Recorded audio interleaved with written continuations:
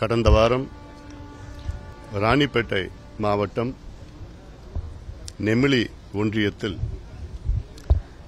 நெல்வாய் கிராமத்தில் பாட்டாளி மக்கள் கட்சியின் 2 தொண்டர்களை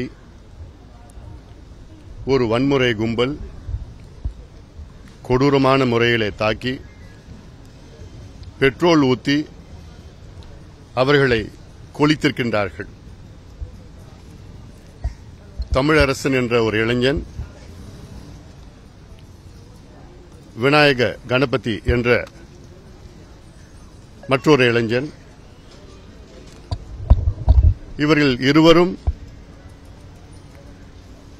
சென்னை கீழ்ப்பாக்கம் மருத்துவமனையில் அவசர சிகிச்சை பிரிவிலே சேர்க்கப்பட்டு உயிருக்கு போராடிக் கொண்டிருந்தார்கள்.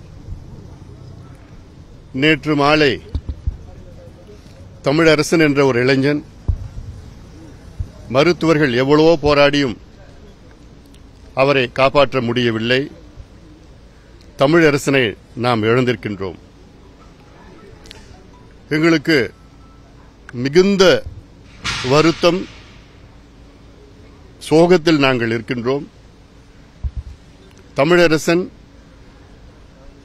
வயது 21, நல்ல ஒரு துடிதுடிப்பான ஒரு இளைஞன். எவ்வளோ எதிர்காலம் செய்ய வேண்டும் என்ற கனவுகளுடன் இருந்த இளைஞனை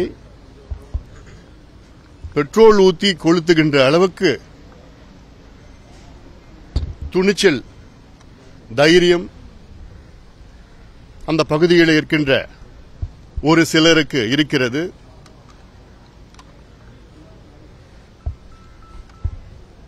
இன்னொரு இளைஞன் இன்னும் மருத்துவமனையிலே உயிருக்கு போராடி கொண்டுதான் இருக்கின்றார். இதுவரை இதற்கு காரணமாக இருந்த 6 நபர்களை காவல்துறையினர் கைது செய்திருக்கின்றார்கள். ஆனால் இது ஏதோ ஒரு தனிப்பட்ட சம்பவம் கிடையாது என்று கடந்த முறையே நான் சொல்லியிருக்கின்றேன். சமீப காலத்தில் தமிழ்நாட்டில், குறிப்பாக வட தமிழ்நாட்டிலே இதுபோன்ற சம்பவங்கள் அதிக அளவிலே நடைபெற்றுக் கொண்டிருக்கிறது, வேண்டுமென்றே நடைபெற்றுக் கொண்டிருக்கிறது. இது ஒரு சில தலைவர்களினுடைய தூண்டுதலால் நடைபெற்றுக் கொண்டிருக்கிறது. எங்களுடைய தொண்டர்களை தொடர்ந்து நாங்கள் சொல்வது, வலியுறுத்துவது, வழிகாட்டுவது, இடஒதுக்கீட்டை பயன்படுத்திக் கொள்ளுங்கள், படியுங்கள், வேலைக்கு செல்லுங்கள், பிரச்சனைக்கு போகக்கூடாது, வழக்குகள் உங்கள் மேல் வரக்கூடாது என்று. ஆனால் ஒரு சில இயக்கத்தின் தலைவர்கள் எல்லாம் அவர்கள் தொண்டர்களை அத்துமீறு, அடங்கமறு, அடி, திருப்பி அடி, இது போன்று அது போன்று வெட்டு, இப்படியெல்லாம் சொல்லுகின்ற தலைவர்கள் எல்லாம் பார்த்துக் கொண்டுதான் இருக்கின்றோம். இதனால்தான் தமிழ்நாட்டிலே சட்டம் ஒழுங்கு கெட்டு இப்படி ஒரு கொடூரமான சம்பவம், பெட்ரோல் ஊற்றி கொளுத்துகின்ற ஒரு சம்பவம் தமிழ்நாட்டிலே. இதற்கு காரணம் காவல்துறையினுடைய கையாளாகத்தனம் தான் என்று சொல்வேன். இந்த 6 இளைஞர்களும் திருமால்பூர் என்ற பக்கத்தில் இருக்கின்ற கிராமத்தை சேர்ந்தவர்கள். இந்த 6 நபரில் ஒரு நபர் விசிகேவை சார்ந்தவர், விசிகே உடைய உறுப்பினர், மற்றவர்களெல்லாம் விசிகே உடைய ஆதரவாளர்கள். இது சோசியல் மீடியால நம்ம பார்த்திருக்கிறோம். அதே வேளையில் காவல்துறை இது தெரிந்தும், அதனால் அந்த கிராமத்திலே, திருமால்புரம் என்ற கிராமத்திலே ஒரு சில நபர்கள் அங்கே தொடர்ந்து கஞ்சா விற்பதும் சமூக விரோத செயலில் ஈடுபடுவதும் தான் அவருடைய வாடிக்கை. இது காவல்துறை தெரிஞ்சுதான் நடக்குது.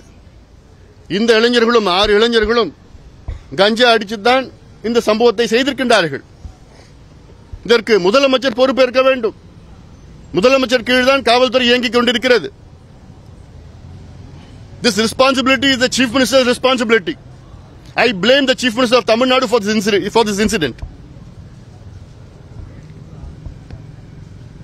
இதுல என்னன்னா, தமிழரசனுடைய தந்தை 3-4 ஆண்டுகளுக்கு முன்பு இதே போன்று கொடூரமான முறையில் தலையில் அடிபட்டு யாரோ அடித்து விட்டார்கள், அடித்து இறந்திருக்கின்றார்.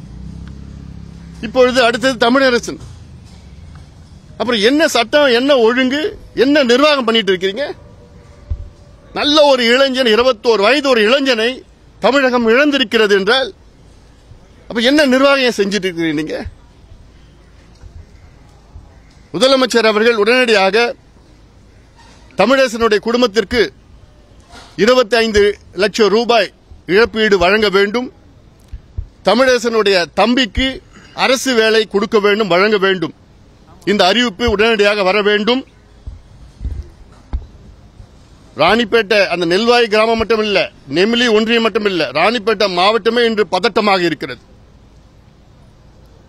ஏன்னா இது தொடர்ந்து நடந்து கொண்டிருக்கின்ற சம்பவங்கள். இது ஏதோ அரசியல் ஆதாயத்திற்காக, அரசியல் லாபத்திற்காக தேர்தல் நேரத்தில் ஓட் கன்சாலிடேஷன். என்ன கன்சாலிடேட் பண்ண என்ன பண்ண போறீங்க? 2 சமுதாயத்தை அடிச்சுக்க சொல்லணும், அடிச்சுக்க விட்டுடணும். அதுக்கப்புறம் ஓட்டு ஏன் ஓட்டுன்னு வாங்குறதா? இதுவா திராவிட மாடல்? இதுவா அரசியல்? தமிழ்நாட்டில் 2 பெரிய சமுதாயம் பாதாளத்தில் இருக்கிறது. இந்த 2 பெரிய சமுதாயம் படிக்க வேண்டும், முன்னுக்கு வர வேண்டும், வளர வேண்டும். அப்பதான் தமிழ்நாடு வளர்ச்சி கிடைக்கும். எங்க பங்குல நாங்க எங்க தொண்டர்களை எவ்வளவு கட்டுப்படுத்தி வச்சிருக்கிறோம். வேண்டாம் நீ படி, வேலைக்கு போன்னு. இல்ல 30 ஆண்டுகளுக்கு முன்பு வட தமிழ்நாடு எப்படி இருந்தது உங்களுக்கு நல்லா தெரியும். மிக கலவரம், தினம் கலவரம் நடந்தது. அதெல்லாம் வேண்டான்னு தான் நாங்க அமைதியான முறையில் வளர்ச்சி எங்களுக்கு வேணும், அமைதியான வளர்ச்சி, நீடித்த வளர்ச்சி என்று நாங்க கொள்கை ரீதியில் எடுத்துக்கிட்டு நாங்க முன்னுக்கு வந்துட்டு இருக்கு, எங்க தொண்டர்களை முன்னுக்கு வர வச்சிட்டு இருக்கிறோம். மீண்டும் நான் சொல்றேன், முதலமைச்சருக்கு இது போன்ற சம்பவங்கள் இனி நடக்கக்கூடாது. காவல்துறை கடுமையான நடவடிக்கைகள் எடுக்கணும். ஈடுபட்ட அத்தனை பேரும் குண்டர் சட்டத்தில் அடைக்கப்பட வேண்டும். இந்த குடும்பத்திற்கு இழப்பீடு கொடுக்கணும், அரசு வேலையை கொடுக்கணும்.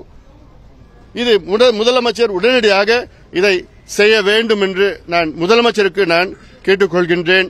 மீண்டும் சொல்கின்றேன், இது போன்ற சம்பவங்கள் வேறு எங்கேயும் நடக்காம பார்த்துக் கொள்வது முதலமைச்சருடைய கடமை. அது சார், இந்த சம்பவத்தில் நீங்க விசிக தான் தொடர்ந்து குற்றச்சாட்டுறீங்க. ஆனால் இந்த சம்பவத்துக்கும் விசிகவினருக்கு எந்தவித தொடர்பு இல்லைன்னு திருமாவளவன் மறுப்பு தெரிவிக்கிறார். அதுல 6 நபர்ல ஒரு நபர் விசிகேவுடைய உறுப்பினர், மற்றவெல்லாம் அனுதாபிகள். நான் இப்ப இந்த நேரத்தில் அவங்களா இவங்களா நான் சொல்ல விரும்பல. நான் இந்த பிரச்சனை இன்னும் அடுத்த கட்டத்துக்கு போக என்னோட விருப்பம் கிடையாது. எனக்கு சோசியல் மீடியாவில் நீங்க பார்த்தாலும் தெரிஞ்சு போயிடுது. இங்க நோக்கம் இன்னைக்கு முதலமைச்சர் இந்த பொறுப்பு எடுத்துக்கணும். முதலமைச்சர் கீழே காவல்துறை இயங்கிட்டு வருது. காவல்துறையுடைய கையாளாகத்தனத்தில் தான் இந்த நடந்திருக்கு. கஞ்சா அந்த கிராமத்தில் விற்கிறாங்கன்னு எல்லாருக்கும் தெரியும். சமூக விரோத செயலில் ஈடுபட்டு கொண்டிருக்கிறாங்க எல்லாருக்கும் தெரியும். கள்ளச்சாராயம் வித்துட்டு இருக்காங்க எல்லாருக்கும் தெரியும். காவல்துறைக்கு தெரியாம விற்க முடியுமா? ஒரு கட்டுப்பாடு இல்லாம, அங்க இருக்கிற ஒரு பயம் இல்லாம ஒரு சூழல் இருக்கிறது. தமிழரசனுடைய தந்தையும் இதே சூழலில் தான் தாக்கப்பட்டு கொலை செய்யப்பட்டிருக்கின்றார். அப்புறம் என்ன நியாயம் இருக்குதுங்க? என்ன நிர்வாகம் நடந்துட்டு இருக்குதுங்க? போராட்டம் நடத்தினவங்க கைது பண்ணிருக்காங்க. இப்ப அது பண்ணிட்டோம். அதெல்லாம் அவங்களுடைய கடமை. எவ்வளவு எத்தனை பேர் கைது பண்றது? லட்சக்கணக்கான பேர் கைது பண்ணட்டும். எவ்வளவு பண்ணிட்டு தொடரும் பண்ணட்டும். பதட்டமா இருக்குது. முதலமைச்சர் தலையிட்டாருன்னா இந்த பதட்டத்தை தணிக்கலாம். இது முதலமைச்சர் கிட்ட இருக்கலாம்.